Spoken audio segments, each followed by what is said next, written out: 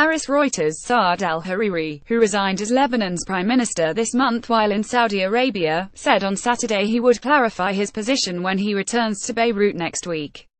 Hariri's resignation on November 4 threw Lebanon into political crisis and put it center stage in the Middle East's overarching rivalry between Sunni Saudi Arabia and its allies in a bloc led by Shiite Iran.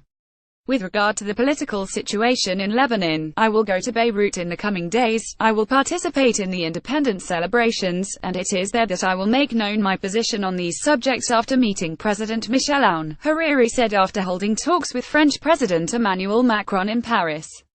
Hariri declined to take questions, but is set to return to Beirut by Wednesday when Lebanon celebrates its Independence Day. He thanked Macron, who has been mediating as part of French efforts to try to ease tensions across the region, for his help. Macron had leveraged France's close relations with both Lebanon and Saudi Arabia to secure a deal that saw Hariri travel to Paris and open the door to a resolution of the crisis. Hariri, who arrived at his residence in Paris in the early hours of the morning, told Aoun in a phone call from Paris that he would be in Lebanon on Wednesday for the celebrations, the Lebanese president said on Twitter. Lebanon is being shaken, so it's important Hariri comes to Paris for us to work with him on the best way out of the crisis, said a senior French diplomat. We're trying to create the conditions for a de-escalation in the region. We want to avoid a proliferation of crises that could get out of control.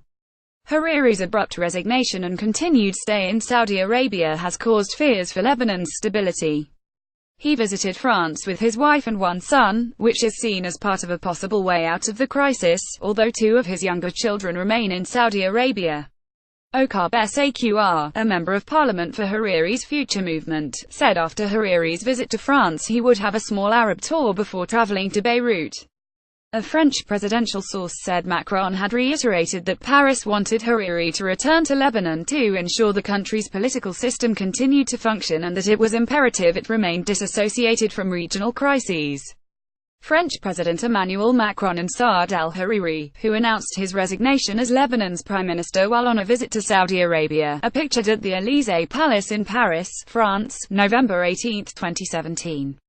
Reuters. Gonzalo Fuentes, a source said Macron would continue to be active on the dossier in the coming days and that France was considering whether to host a meeting of the International Lebanon Support Group to discuss the political crisis.